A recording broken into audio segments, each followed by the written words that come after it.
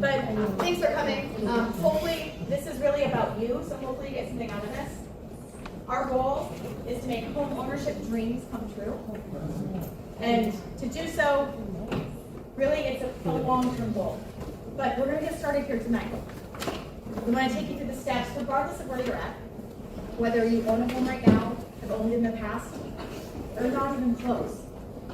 It's about establishing that strategy so this dream can come true for each and every one of you. We're really here to rely on what our friends, neighbors, coworkers, aunties, uncles, cousins might tell us. We could come up with all sorts of reasons, potentially, why we shouldn't buy real estate, why we should wait. What are some of the things that you hear from neighbors, coworkers, friends, family, on why not to buy real estate right now? Interest rate. Nailed it. Interest rates are too high. Yeah, anything else? It's a seller's market, not a buyer's market. It's a seller's market. Okay, we're hearing it's a seller's market. Yeah, and in seller's markets, those prices keep going up. Some people are afraid that the market's going to crash because they've been going up and up and up. Anything else? What kind of credit do you have to buy? Do you need perfect credit? Do you need really good credit? I see a lot of head nods. A lot of people think you really need to have great credit to buy a home. How about money in the bank? Down payment, cash to close, right? A couple $100 going to get you there? Probably not. So a lot of people feel like you need a real large down payment, like 20% down maybe. But our goal tonight is to take the next steps towards home buying. Then we need to put some of these myths to the test. So let's start by doing that. Not trying to get all academic here. They have a really big graph up there. What you're looking at is historical interest rates over the last 50 years on 30-year mortgages. Where we are right now, we're at about 6.5%, hovering around there. So if you're looking historically, are interest rates really too high? Well, that's subjective. It might be, how we feel about it. But looking at data, are interest rates too high? Back in the 80s, they were like 19%. That's like a credit card interest rate, right? Yeah, people still bought homes for like $10,000. They're selling them for $1 million now. Yeah. Over the last 50 years, if you look back when interest rates have been 4% or below, it's only been 8 of those years. So are interest rates really too high? Are we waiting to buy until they get back down to 4%? And if so, when's that going to happen? If it only happened 8 out of the last 50 years, do we really want to wait and do the interest rate gamble and miss out on potential equity gain? Building equity, right?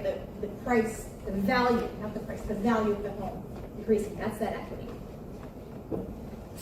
So interest rates are below historical average. Historical average is about 7.76%, and they're hovering around 6.5%. Looking at this graph, I beg to say that interest rates are not too high. Do we know if they're going to come back down? We don't know for sure, but based on the data, do we expect them to come back down below 4%? Those 2 3/4 rates that some people refinanced at? I'm not hanging around waiting for that. Because you might wait 10, 20, 30 years. So let's talk about the next myth. The market's going to crash. So this graph right here, again, we're looking, I promise we're not going to have graphs forever.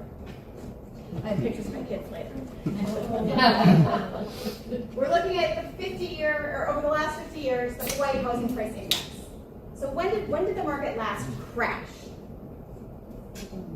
2008, 2009 was the housing market crash. And that's, oh, is there a pointer in here? Hold on. Maybe? Nope. Okay. It's a finger pointer. I'm pretty sure I do, but we'll have to find that next time. Ah, there we go. Okay. I was going to say you have to come back for next time, the laser pointer. So here's the 2000-2008 market crash. But this is the Hawaii Housing Price Index. Is that really a crash? The prices dropped about 5% over each of those years, so we saw in total about 10% compared to Las Vegas, where the prices cut more than 50%. So they dropped about 50–60%. In Hawaii, over those 2 years, we saw 10%. This is what those two graphs look like side by side. So can I promise you the market's not going to crash? No, I don't have a crystal ball.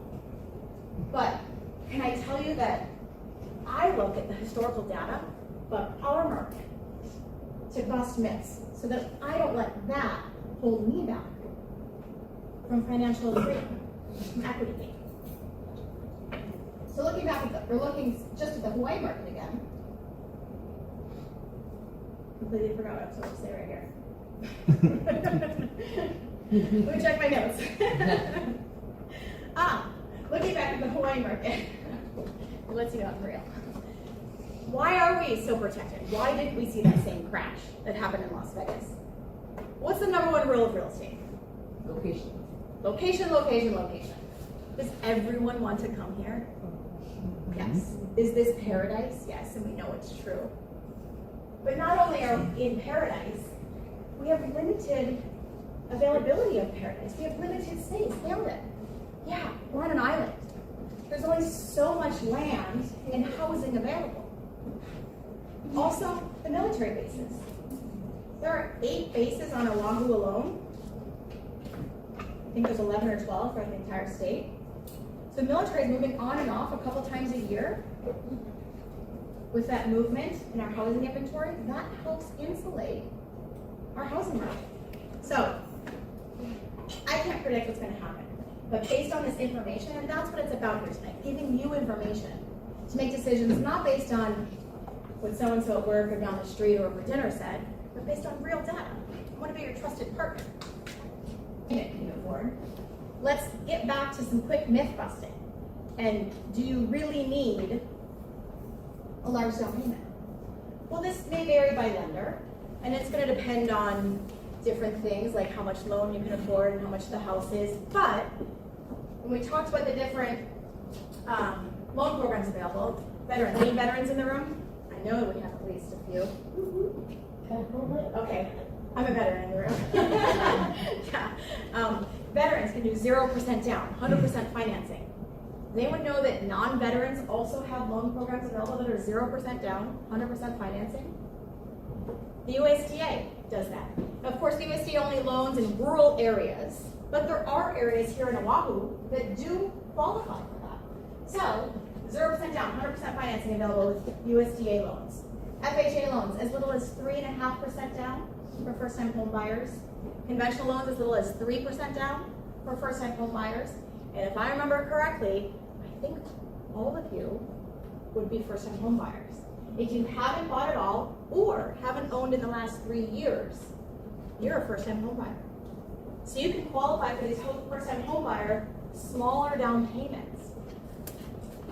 What if maybe you still need some assistance beyond that? The Hawaii Homeownership Center mortgage affiliate, or their HHOC Mortgage, an affiliate of Hawaii Homeownership Center, offers down payment assistance loan programs. 3% down, they can help you come up with the rest to avoid mortgage insurance. Honolulu City and County also has a down payment assistance program, or down payment loan program. You do 5% down, and then they do the rest. So there are options here. All together, we're not done. Let's put this myth busting and all this education piece together. We can do this. Despite what we're hearing from those around us, interest rates are below historical averages. The housing market in Hawaii is insulated compared to other markets, like the graph we saw of Las Vegas. Your credit doesn't need to be perfect, but there are programs available for you to improve it. And 0 to low down payment options do exist. They may not be the right choice always for you, but they exist. If that's what you need to get into a home, those programs exist. So now that we've busted some myths, let's focus on some truths about what's really happening in today's market. So here are some updates on today's market. 30-year mortgage rates are about 6.5%, a little above 6.5% today, but these vary. The median single-family home price here in Oahu is just under $1 million. The median condo price here in Oahu is about half that, just under 500,000. DOM, anyone know what DOM is? Days on market. Yes.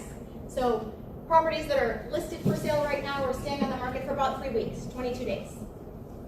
Inventory, 2.7 months supply. Anyone know what that means? No. I love the honesty. Yes.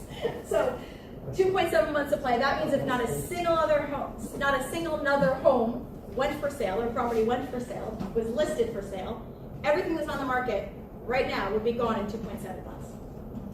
There's going to be a few scrappers left there, but that's what that means. Based on that 22 days on market, the inventory that's currently listed for sale will be about a 2.5 to 3 months supply currently on the market here in Hawaii, or here in Oahu.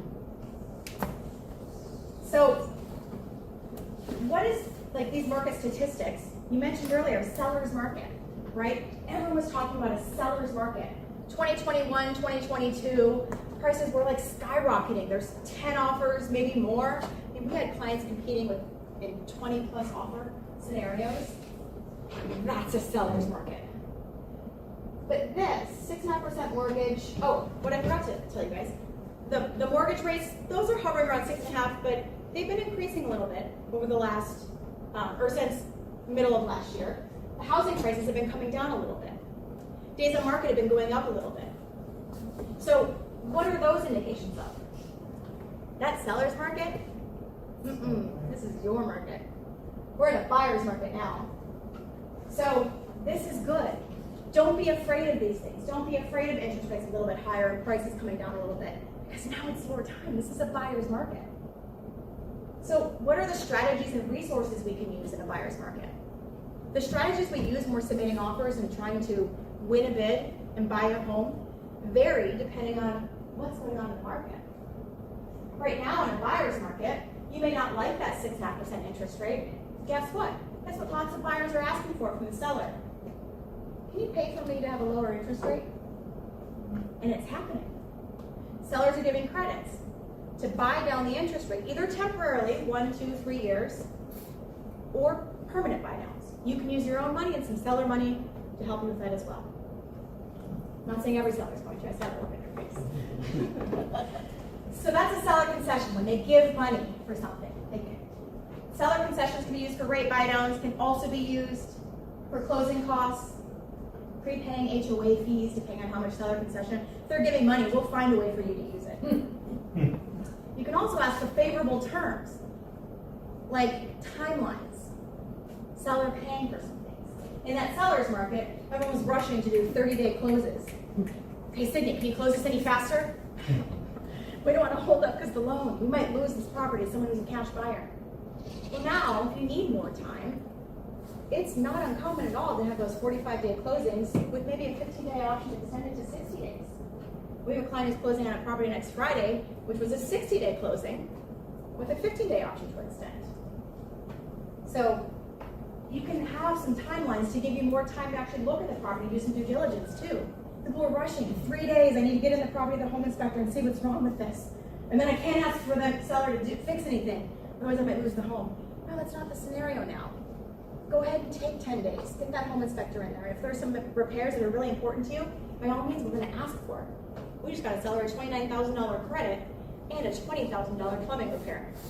It was $5,000 plumbing repair until yesterday. Now it's $20,000. Yeah. So this is your market. So don't be afraid of what's happening in the market dynamics. It's your market. This is your time.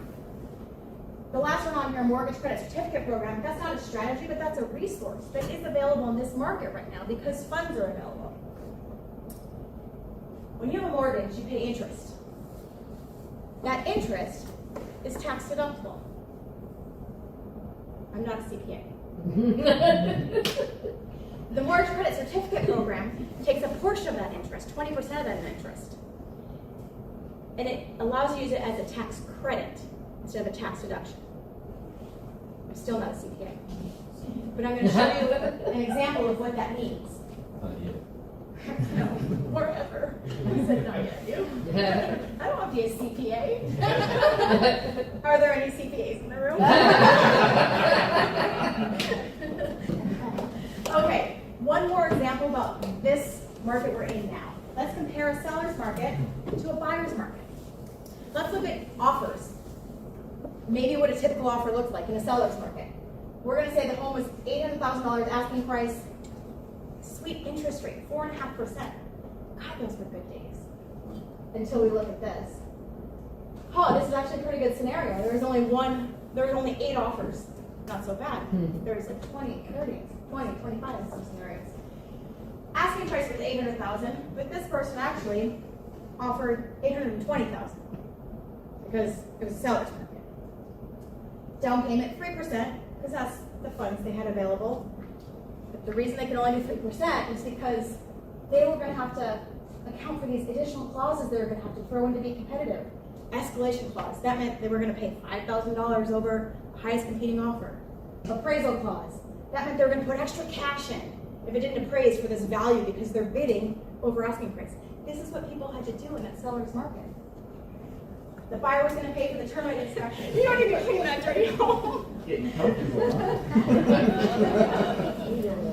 So, estimated cash to close in this scenario, including closing cost estimates, the appraisal clause because it wasn't going to appraise out, the down payment, estimated cash to close about $64,000, and their monthly principal and interest, not taxes, insurance, principal and interest, about $4,100 a month.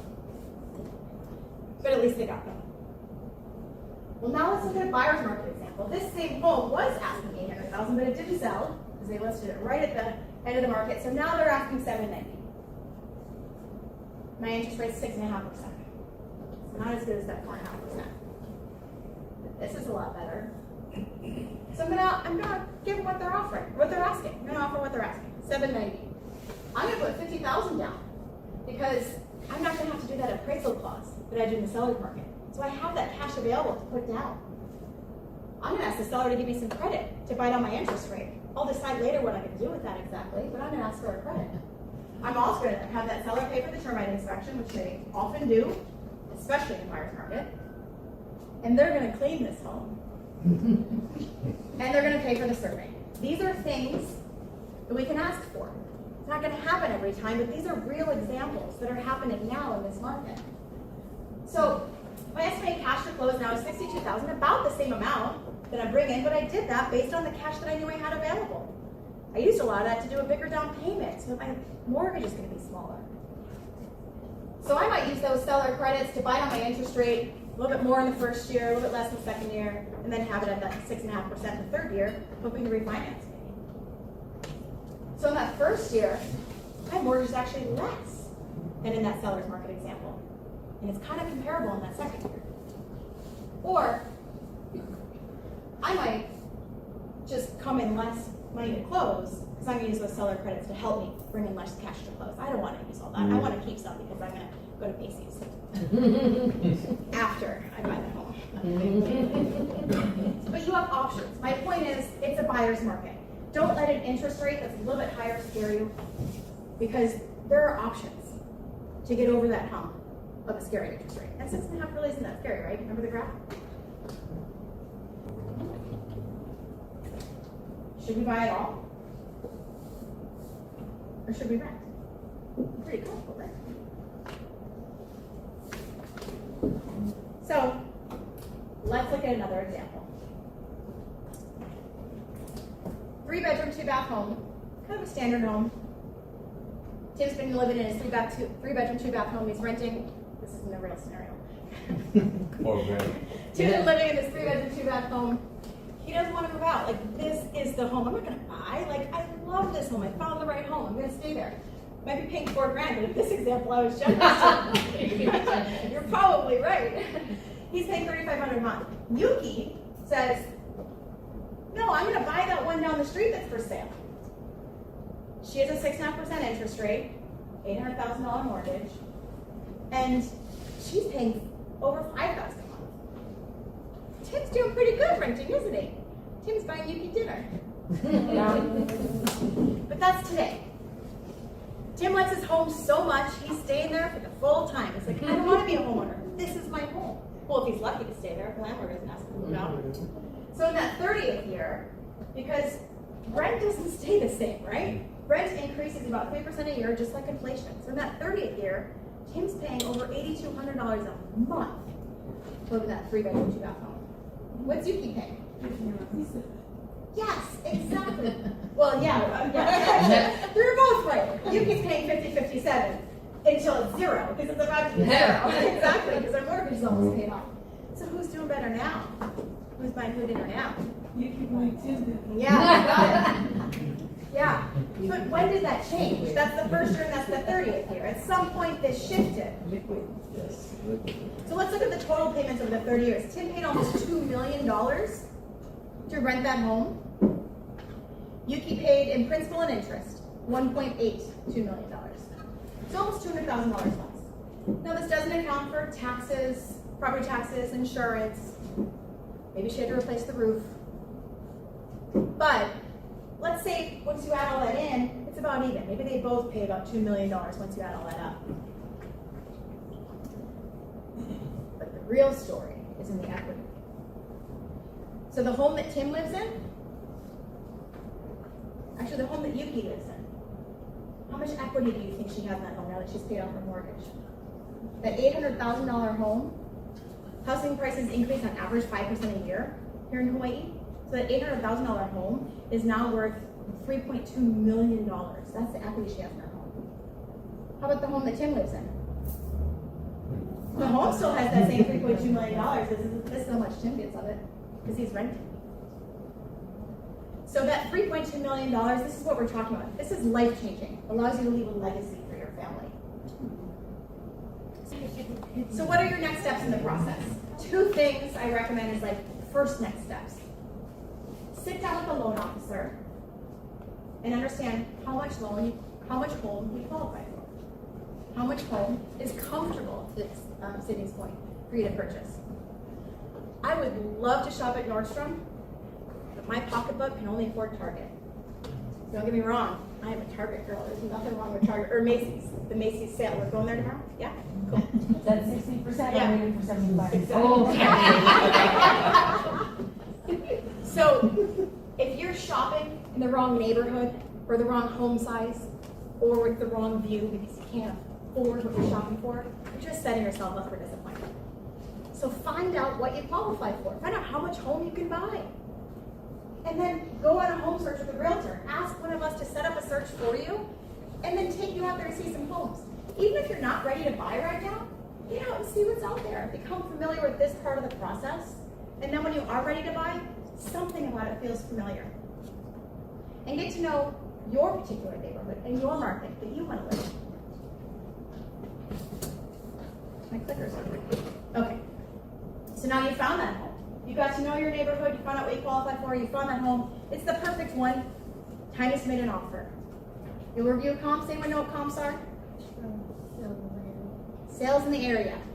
Yes. So we'll help you review comps. We'll look up for you what's sold in the area that's similar to the home that you want to buy. Give you an idea of what the value of that home might be, what it might appraise for, maybe what you might want to offer, based on what's also comfortable for you. We'll review comps. We'll talk about those offer terms and strategies. Remember we talked about the seller's market offer and the buyer's market offer. We'll talk about it for your specific scenario and the market in your neighborhood at your time and what you're comfortable with. You'll finalize your offer financials. Now your offer's been accepted. Let's first check out what you've done on your strategy. Let's learn a little bit something about home buying. Check. I think we've done that here tonight, but your job's not done. Because what's happening in the market in Haleiwa is not the same as happening in Hawaii Kai. What's happening in Waianae is not the same as what's happening in Waimanalo. So check out in the area where you want to buy a home. So start building your team. Ask one of us to take you out and see those homes in your area. Sit down with the loan officer.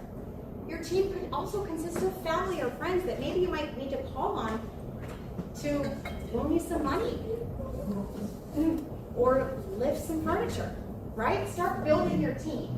Check that box because I'm hoping one of us here can be on your team.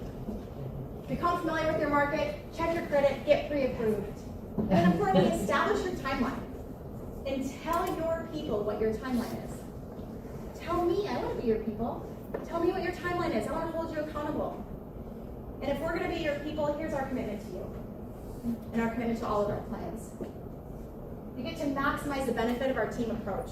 Our expertises are different across the team. But whoever you work with, whether it's Yuki, Tim, Carissa, Kat, Julie, me, you get the expertise of our whole team because we work together. We're going to listen to your needs and your goals and make them our own. We're going to advocate for you. I'll be honest with you, even when it's tough. When you don't want to hear it, I'll be honest with you. Yes, you will. What? Excuse me, guys? Talk to you guys later. We'll negotiate with confidence and expertise on your behalf. In doing so, we put ethics above all else, though. And we'll negotiate strong for you, but not unethically. And we'll deliver 5-star service. I'm going to email all of you afterwards some references, and one of those links is going to be to some of our online reviews. I recommend you go check them out. If you don't believe what I'm saying, we're going to deliver 5-star service. Go see what our clients say about us. So I encourage you to check out some of those reviews, and then share your successes with us. We want to hear your success stories. It doesn't have to be buy your dream home. We just want to hear something that's going well for you, so we can share that with the people that are sitting in your seats next. Nearly 20 years ago, my husband and I felt very much like maybe some of you do. I'll never be able to buy a home here in Hawaii. I can't afford this. We're not going to be able to stay here. Then we got out and looked at a home that was listed in our neighborhood because we loved who we were renting. It was relatively affordable, $700,000. And we went to go see it, and it was a complete teardown. $700,000 teardown, and that's what that did to my dreams of homeownership in Hawaii. It tore them down. But I didn't let it defeat me. I sat actually here at the Oahu Veterans Center in a home buyer's real estate seminar. I learned a little about real estate. I didn't have my license at the time. Learned about real estate, started creating my plan, talking to people, getting out there and seeing things in the market. We established our plan, and then we decided to take some steps towards home ownership. Eventually, we purchased our first home. Now we did some sacrifices. It was about 60 or 90 minutes of traffic away from where I worked and from our friends as we moved from where we were. The house had really dirty carpet, graffiti in fact, and holes in the wall. But we knew that those cosmetic things were manageable. Little drywall repair here and there, all over the place actually. And some new carpet and new flooring. And I was willing to drive to and from work. We're going to make a sacrifice so that we could have our first stepping stone, or stepping home, as I like to call them, towards financial freedom in our dream home. Oh, I forgot, huh? This is the slide I was supposed to show you. So we put some sweat equity into the home, even the kids. Child there. Yeah, let's child labor. Sweat equity into the home, and then we used that equity to buy another home. And then we did it again. And now we're in our third home here in Hawaii. And we're using the equity in that home now to really make that home our dream home. This is the home we're going to stay in. We're using that equity to remodel and make it our dream home. So I want you all to be able to do the same. Enough about me. It's your turn to create a dream home or a stepping home success story. And we hope to be a part of it. If there are any questions, if you want to sit down and talk with us, That was pretty good.